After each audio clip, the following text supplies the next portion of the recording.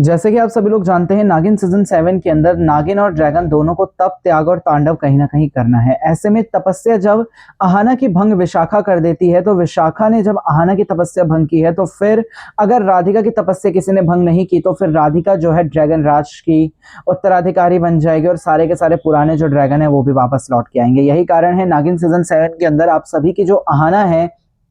वो जब अपनी तपस्या से उठ जाती है, यानी कि जब उसकी तपस्या भंग कर देती है विशाखा, तो फिर राधिका के खिलाफ अपनी आहाना का साथ देने के लिए आती है कोई और नहीं बल्कि शेष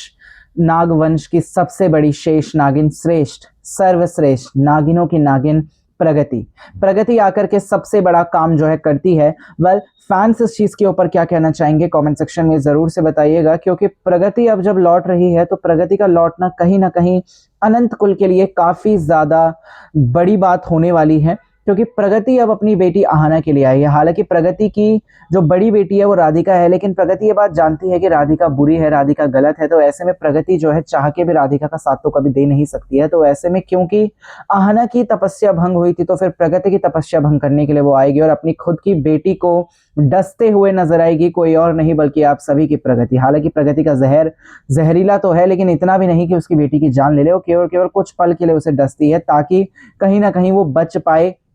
अपनी अनंता के लिए कहीं ना कहीं उसने ये बड़ा काम किया है।